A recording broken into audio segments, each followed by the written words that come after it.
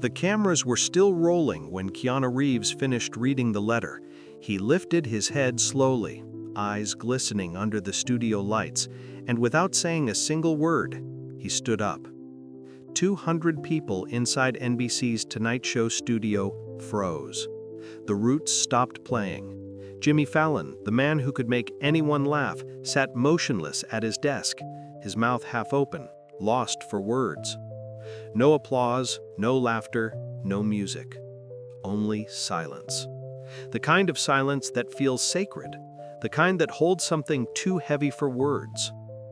Keanu took one step, then another, and walked off the stage, past the cameras, past the audience, out through the studio doors. The most famous talk show in America had just witnessed something unscripted, something real, and no one knew how to react.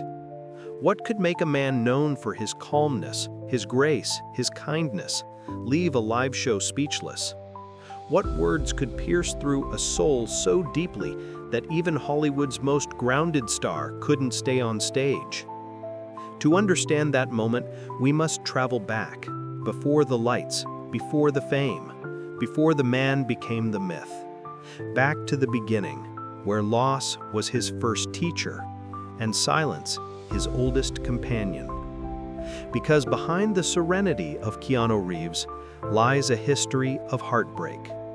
And on that night, one little girl's letter reopened every wound he had ever learned to hide.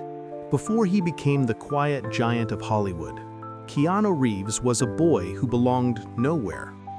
He was born in Beirut, Lebanon, in 1964, to a costume designer mother, Patricia, and a father, Samuel, who was more ghost than man. His father was addicted, unpredictable, and gone before Keanu could even form the word dad. When Keanu was just 3 years old, Samuel disappeared, leaving Patricia to raise 2 children alone.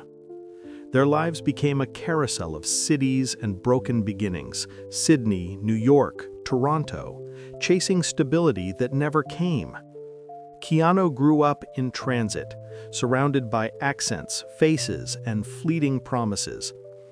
He found it easier to be silent than to explain himself to people who'd be gone by morning. At school, he struggled with dyslexia. The words on the page would dance and blur, mocking him. Teachers mistook confusion for laziness. He learned to hide his frustration behind humor and politeness. Yet behind those gentle eyes was a child fighting to keep up, to belong, to be enough. His mother worked nights as a dancer and costume designer, trying to keep food on the table. He admired her strength, her elegance under exhaustion. But the house was often empty, and Keanu filled that emptiness with daydreams, stories of heroes who kept going even when they had no reason left to. That imagination became his refuge. He skated through the streets of Toronto, guitar slung across his shoulder, eyes lost in another world. Friends called him the loner with the kind smile. He wasn't trying to be mysterious. He simply carried too much pain for words.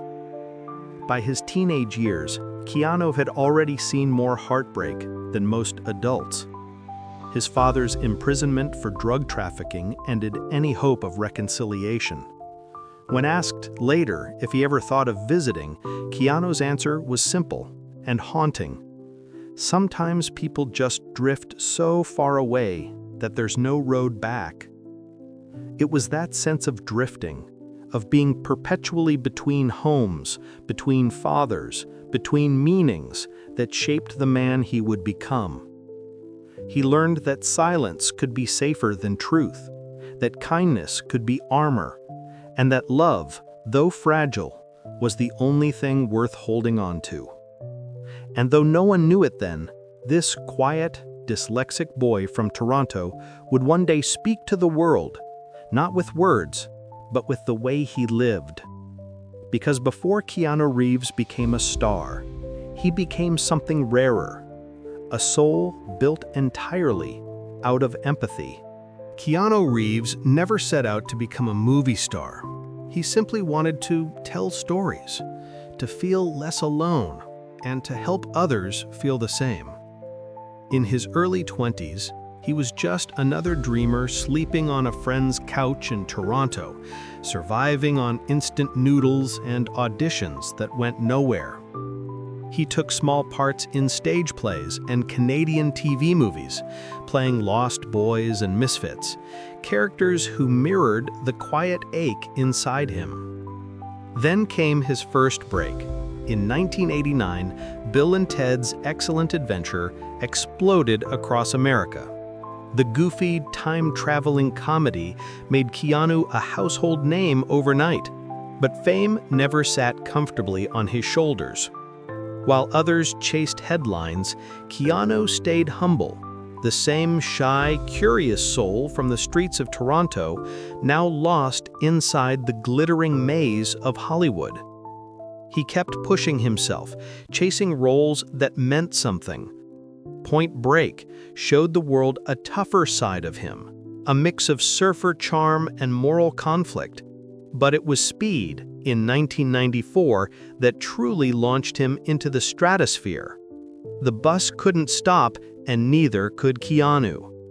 Yet even at the height of action hero mania, he avoided arrogance. Co-stars spoke of how he thanked every crew member by name, how he carried his own equipment, how he gave up part of his salary so others could get paid more. He never acted like a star, he acted like a teammate, one crew member said. Then came the role that would redefine cinema, The Matrix, 1999. The story of a man awakening from illusion to truth mirrored Keanu's own life. Breaking free from the pain of his past, learning that control is an illusion and that freedom begins in the mind. When asked about the philosophical depth of The Matrix, Keanu simply smiled. "I think life is a question, and I'm still listening for the answer." Off-screen, he lived with the same simplicity. No mansion filled with gold, no entourage.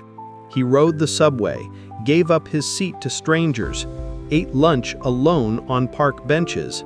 To the tabloids, it was odd. To the world, it was inspiring. Because while other stars built kingdoms of ego, Keanu built something far rarer, a quiet life of grace. Every role he played seemed to echo his real heart, the man who fights for what's right, who keeps going despite pain, who believes in goodness even when the world burns. He wasn't chasing fame. He was chasing meaning. And though he had conquered the screen, destiny had darker plans for the man who refused to break. Keanu Reeves never set out to become a movie star. He simply wanted to tell stories, to feel less alone, and to help others feel the same.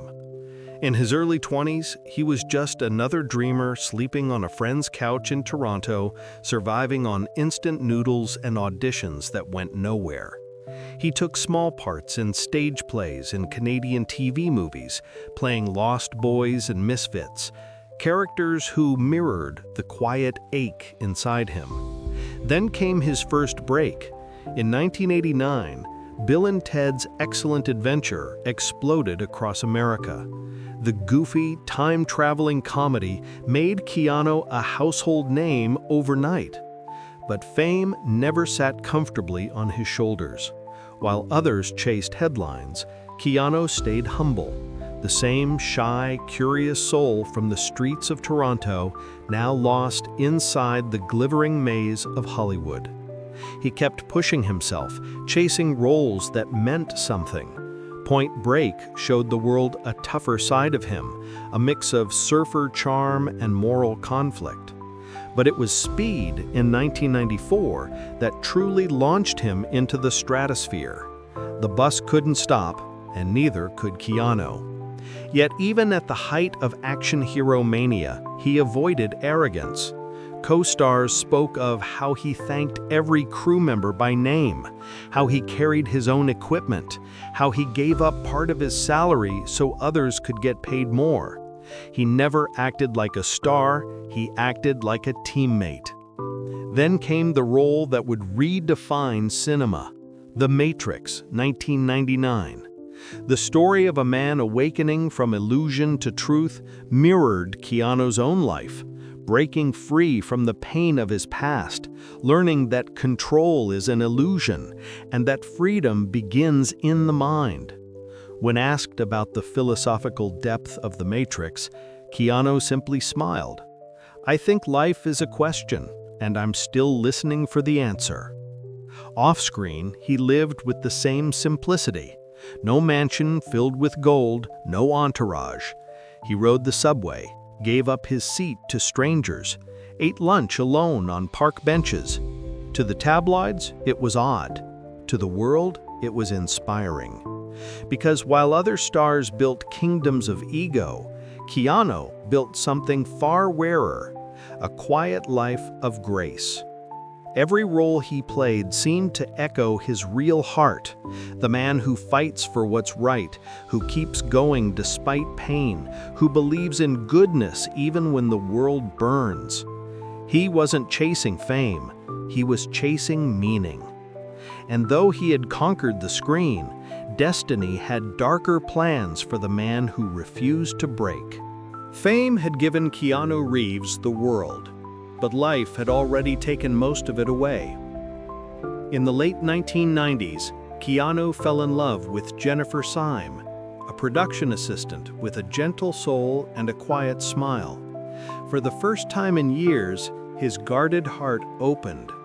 Together, they dreamed of a family, of stability, of a life untouched by the chaos of fame. When Jennifer became pregnant, Keanu was ecstatic. Friends described how he would talk about becoming a father with a light in his eyes they'd never seen before. But life, cruel as ever, had other plans. In December 1999, their daughter, Ava Archer Syme Reeves, was stillborn 8 months into the pregnancy. The nursery they had prepared became a tomb of memories. Keanu buried his child, and something inside him broke quietly forever. He tried to keep going, but grief has a way of returning when you least expect it. 18 months later, Jennifer died in a car accident.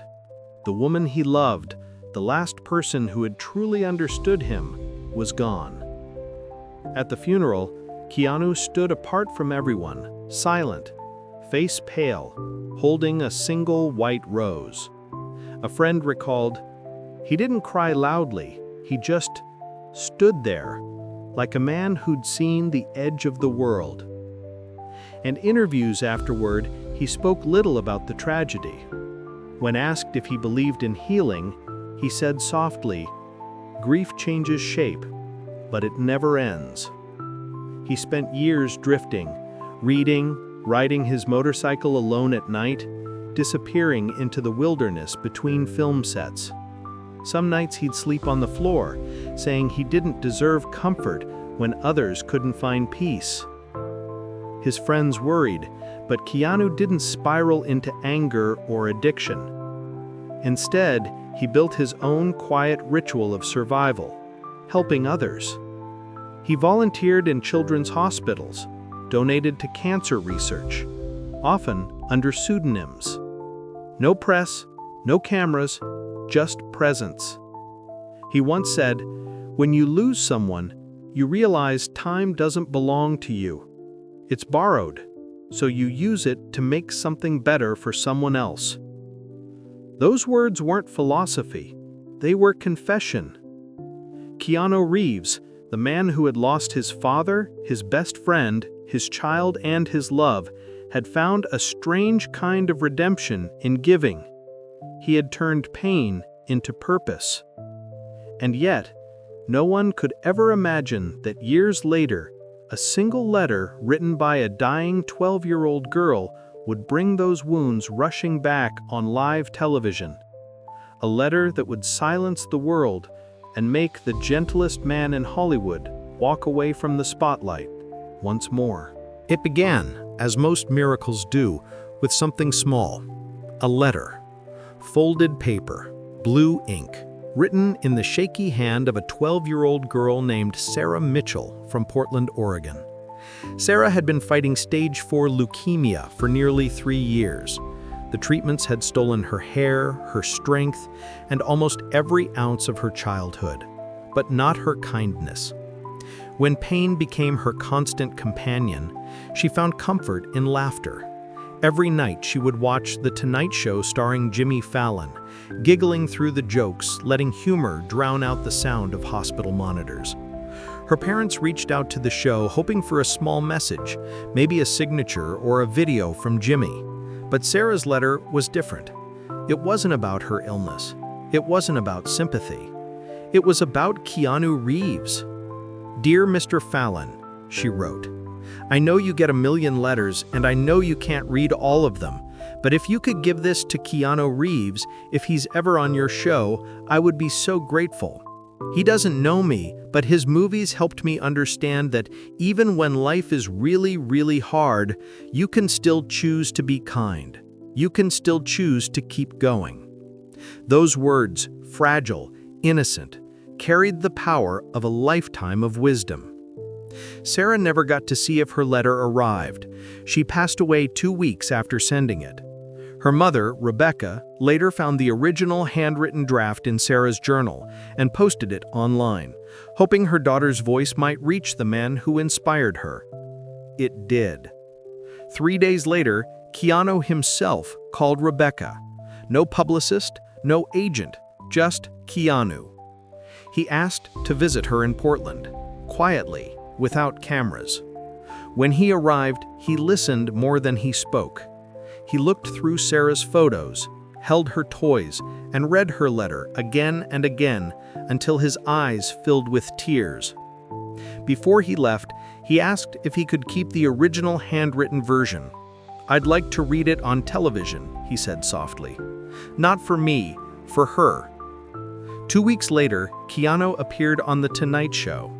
The producers didn't know what he planned. Jimmy Fallon didn't either. The world expected light-hearted stories, jokes, maybe a few smiles. What they got instead was silence and truth.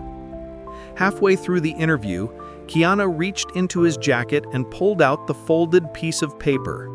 The camera zoomed in, rough notebook edges, blue handwriting, slightly torn. Jimmy's script had no mention of it. "I need to read something," Keanu said quietly. The room froze. He began to read Sarah's words, trembling, deliberate, alive. Each sentence seemed to carve itself into the studio air. By the time he reached the line, "Even when life is really, really hard, you can still choose to be kind," his voice cracked. Jimmy's eyes filled. The audience forgot to breathe. When Keanu finished, he folded the letter carefully, looked directly into the camera, and said, "She wrote this 3 weeks before she passed away. She never got to mail it. But I think the world needs to hear it, because in her final moments, she understood something we all forget, that kindness doesn't need time, fame, or recognition. It just needs choice." And then he stopped. Tears streamed down his face. He didn't hide them. He stood up, holding the letter, and walked off the stage, past the lights, the applause, and the world that never stops talking. For 17 seconds, there was only silence. It wasn't performance. It wasn't grief for the cameras. It was a man revisiting every ghost that had ever lived inside him. The child who lost his father, the friend who buried River Phoenix, the lover who buried his family, all standing behind his eyes as he carried one more loss, a girl he never met, but somehow knew. Because Sarah had spoken to the part of Keanu that still believed kindness could save us. And in that belief, she became immortal. Later, backstage, Jimmy found Keanu sitting on the floor, head bowed, letter in hand. When he sat beside him, Keanu whispered, "I couldn't stay up there. It felt wrong to turn her words into a show." Jimmy replied, "You didn't use her, man. You honored her." Keanu's answer was barely audible. She wanted me to know her words. I made the world hear them. I hope that was right. What he didn't realize was that in reading that letter, he had done exactly what Sarah wanted. He made her kindness echo far beyond her short life. He made the world remember that being human, truly human, means choosing compassion even when it hurts. And that night, millions of people watching from their living rooms cried for a girl they'd never met, and for a man who reminded them that love, once given, never dies. When the cameras faded to black that night, something lingered in the air. Not the usual afterglow of entertainment, but a quiet reverence that no network could script. Jimmy Fallon kept Sarah's letter in his hands long after the crew began packing up. He folded it with care, slid it into his jacket pocket, and didn't speak for several minutes. Around him, the studio was a blur of motion, lights dimming, cables coiling, producers whispering. But Jimmy sat still, lost in the echo of what had just happened. Later, in his office, he placed the letter inside his desk drawer. It's still there. Every night before walking on stage, he touches that drawer. He says it reminds him why he does what he does, not for ratings, not for applause, but for the Sarahs of the world, watching from hospital beds, searching for 30 minutes of light in the dark. As for Keanu, he never spoke publicly about that night again. He refused interviews, declined magazine requests, and when asked by friends, he simply smiled and said, "It wasn't about me." But those who were there, the crew, the audience, Jimmy himself, will never forget, because they saw something rare, a man who could have turned pain into spectacle, but chose silence instead. Weeks later, Rebecca Mitchell received a handwritten note in the mail. It was from Keanu. It said only, "Dear Rebecca, Sarah reminded me that kindness doesn't need to be seen to matter. Thank you for sharing her with me. With love, Keanu."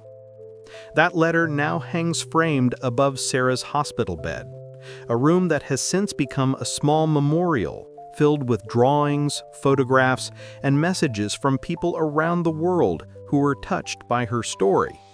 Because one child's words whispered through time reached millions, and one man's silence made them listen. Years later, fans still talk about the moment when Keanu Reeves walked off that stage. They call it mysterious, emotional, unforgettable. But for those who truly understood, it wasn't about a celebrity breaking down. It was about the world standing still long enough to feel again. Keanu once said in an interview, "The simple act of being kind, that's the most powerful thing you can do." That belief became the thread that wove through his entire life, from the lonely boy in Toronto to the legend on The Tonight Show stage. Because in the end, it wasn't his movies, his fame, or his fortune that defined him, it was his heart. The cameras may have stopped that night, but the message didn't. It lives on, in every quiet act of compassion, in every stranger who chooses empathy over apathy, in every person who decides, even when life is unbearably hard, to keep going. And if you listen closely, you can still hear the echo of Sarah's voice, soft, steady, eternal. You can still choose to be kind. So if this story touched you, honor her message. Be kind. Keep going. Always.